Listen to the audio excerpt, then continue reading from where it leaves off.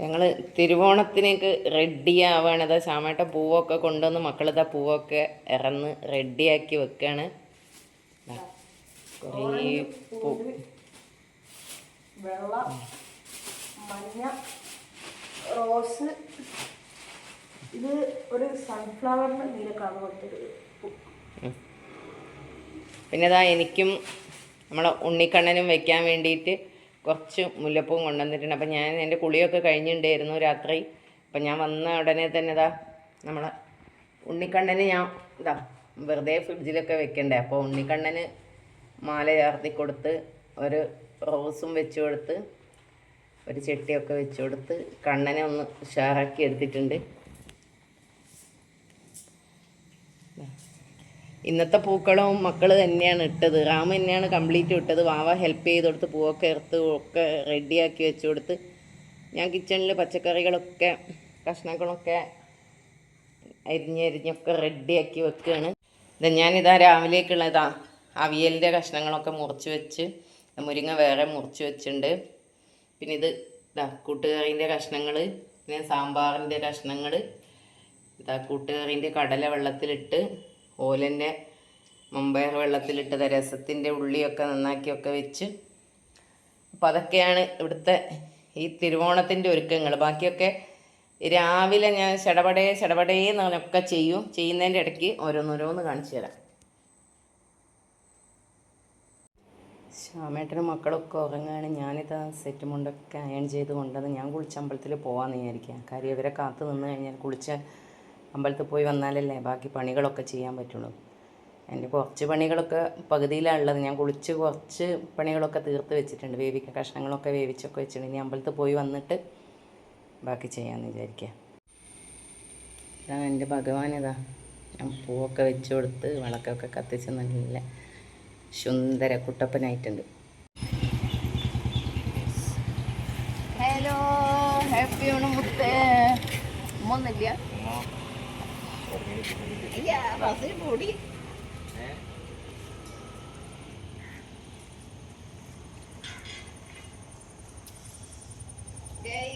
കണ്ണം വന്നിരിക്കുന്നു ഗൈസ്. ഇവരില്ലാതെ നമുക്ക് എന്തോണം. അവൻ കുട്ടി ട്രെയിൻ ടിക്കറ്റ് കിട്ടാണ്ട് ബസ്സിനൊക്കെ ടിക്കറ്റ് ബുക്ക് ചെയ്ത് ബസ്സിലൊക്കെ യാത്ര ചെയ്ത് വരികയാണ്.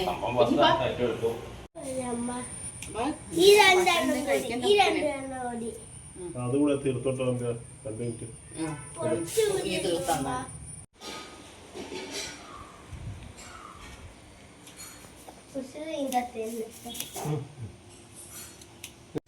സമയം കാണിച്ചോ?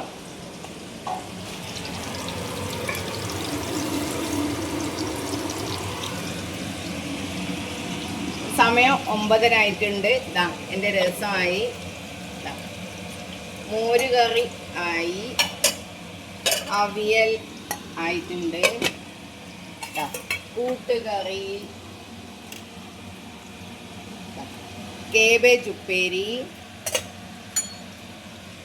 ചോറ് ഇതാ അവിടെ തിളക്കുന്നുണ്ട്. എൻ്റെ ഫിഷ് അതാ അവിടെ നിന്ന് പൊരിയുന്നുണ്ട്. ഊഞ്ഞാലൊക്കെ നന്നായിട്ട് അലങ്കരിച്ച് റാമും ഞാനും കൂടെ അടിപൊളിയായിട്ട് അലങ്കരിച്ചിട്ടുണ്ട്.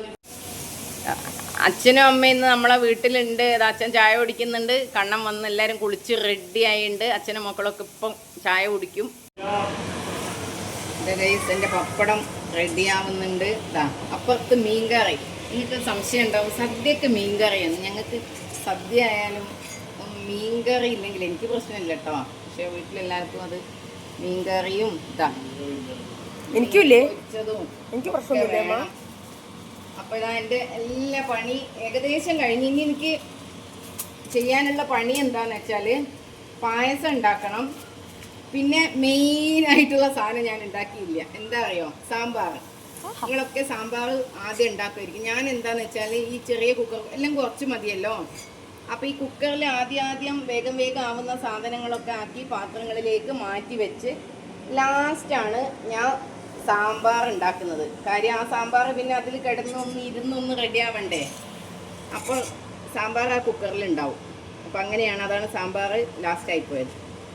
ഇനി അതിപ്പം ഞാൻ ചെയ്യും.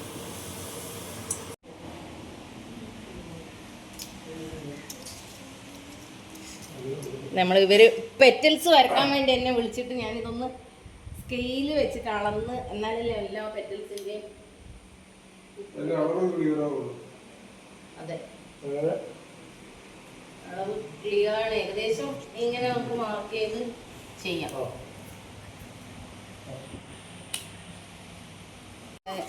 ഞങ്ങൾ പൂവിടാൻ തുടങ്ങിയിട്ടുണ്ട്. ഞങ്ങളെ പൂവ് ഈ ഒരു സ്റ്റേജിലാണുള്ളത്. കളം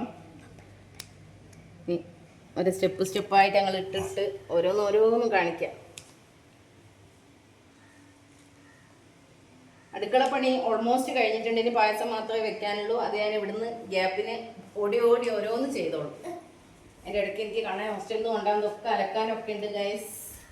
ഇന്ന് ഫുൾ തിരക്കാണ്.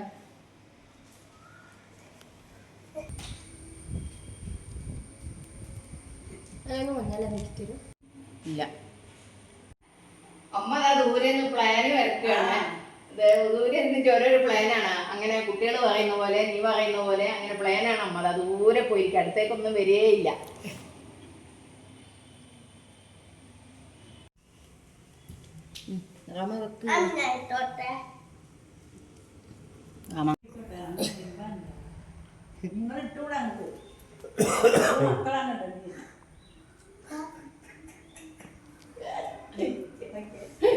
അമ്മയോ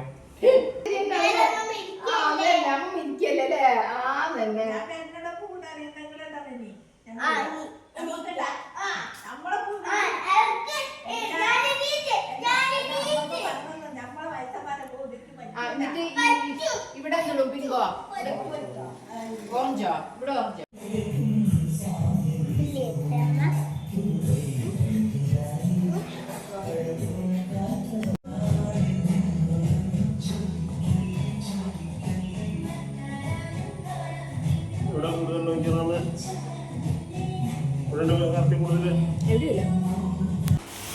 ഞാനിതാ ഗൈസ് എൻ്റെ മോൻ ഹോസ്റ്റലിൽ നിന്ന് കൊണ്ടുവന്നൊക്കെ ഈ പൂക്കളം ഇടുന്നതിൻ്റെയും സദ്യ ഉണ്ടാക്കുന്നതിൻ്റെയും ഇടയ്ക്ക് ഞാനതൊക്കെ വാഷ് ചെയ്തിട്ടൊക്കെ പുതിയ ഷർട്ടൊക്കെ അല്ലേ മക്കൾ അവിടെ നിന്ന് എങ്ങനെയെങ്കിലും അലക്കായിരിക്കില്ല. അപ്പോൾ അതൊക്കെ വാഷ് ചെയ്തിട്ട്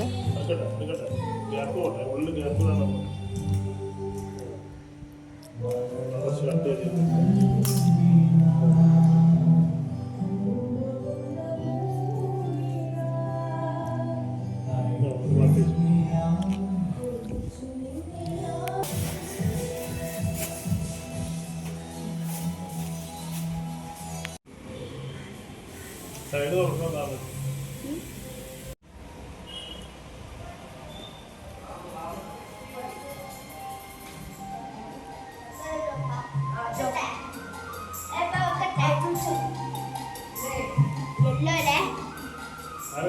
ജിത്തു ജിത്തു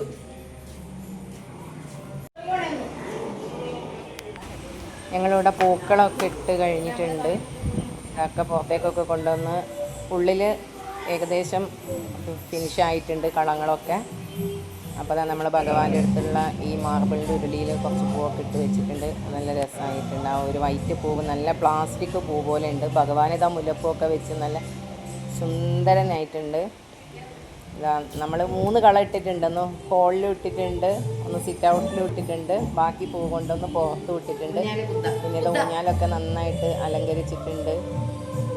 ഈ ബുദ്ധൻ്റെ മുമ്പിൽ ഞങ്ങൾ കുറച്ച് പൂക്കളൊക്കെ വെച്ച് കൊടുത്തിട്ടുണ്ട്. അങ്ങനെ മൊത്തം ഒരു പൂമയം തന്നെ ആക്കിയിട്ടുണ്ട് ഞങ്ങൾ. പൂക്കളം കൊണ്ട് വീട് മൊത്തം പൂക്കളം ഒരു പ്രത്യേക ഒരു പോസിറ്റീവ് എനർജി തരികയല്ലേ നമുക്കിതാ. ഇലയൊക്കെ തുടച്ച് ഞങ്ങൾ സദ്യ കഴിക്കാനുള്ള തയ്യാറെടുപ്പിലാണ് ഇതെല്ലാം.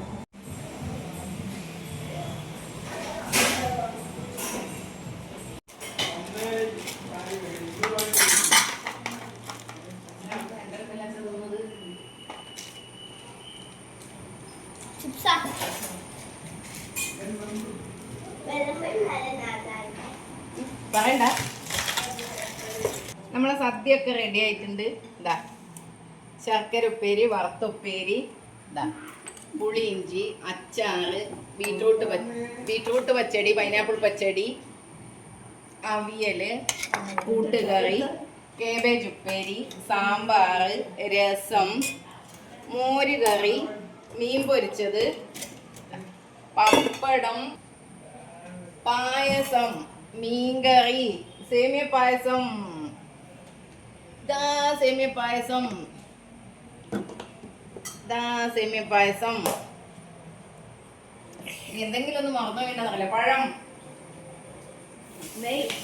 ഗൈസ് ഓലൻ മറന്നുപോയി ഗൈസ്, എന്നാലും ഇനി എന്തെങ്കിലുമൊക്കെ മറന്നു പോകും.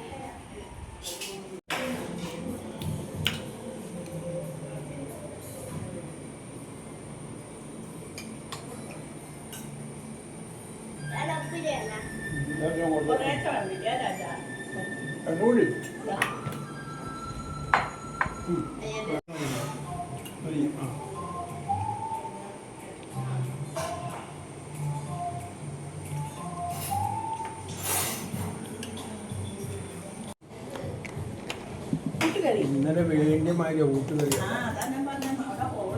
മീൻ പൊരിച്ചിട്ടപ്പ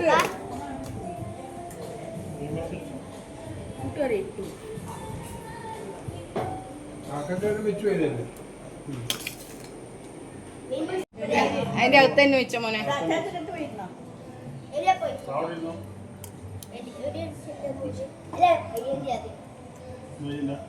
പയ്യൊക്കെ ഒരു കഷ്ണം അയക്കോ ഉണ്ടായില്ലേ, അതെടുത്ത് കൊടുത്തേക്ക്. വയ്യ നമ്മൾ ഇന്നലെ അയക്കോ കൂട്ടിയില്ല.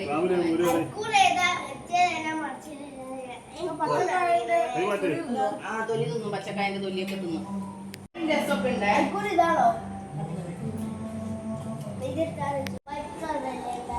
അത് കുറച്ച് മഞ്ഞൾ അധികമായി പോയി. തൊണ്ടക്ക് മഞ്ഞൾ നല്ലതാ രാജ. ഉപ്പേരില്ലേ തോന്നി കൊണ്ടിരിക്കോ? ഇങ്ങനെ കുഴച്ചേറ്റമ്മ. ഞങ്ങൾ വൈകുന്നേരം ഞങ്ങളുടെ വീട്ടിൽ ഫോട്ടോഷൂട്ടൊക്കെ കഴിഞ്ഞ് ഞങ്ങളതാ വീട്ടിൻ്റെ തൊട്ടടുത്തുള്ള ഭഗവതിയാവ് അമ്പലത്തിൽ പോയിട്ട് ഞങ്ങൾ 5 ആളും കൂടി തൊഴുകയാണ്. വൈകുന്നേരം അവിടെ തിരുവോണം ആയതുകൊണ്ട് അവിടെ നിറവിളക്കും ആണ്, ചുറ്റുവിളക്കൊക്കെ. അപ്പോൾ നല്ല ഭംഗിയാണ്. വൈകുന്നേരം അമ്പലത്തിൽ പോകുമ്പോൾ നമുക്കൊരു പ്രത്യേക ഒരു എനർജി വരും. അത് കഴിഞ്ഞ് ഞങ്ങളിതാ പുതിയാപ്പ അമ്പലത്തിൽ ഭഗവതി ക്ഷേത്രത്തിൽ നീലകണ്ഠ ക്ഷേത്രത്തിൽ അമ്പലം പ്രദക്ഷിണം ചെയ്യാണ്. ഹലോ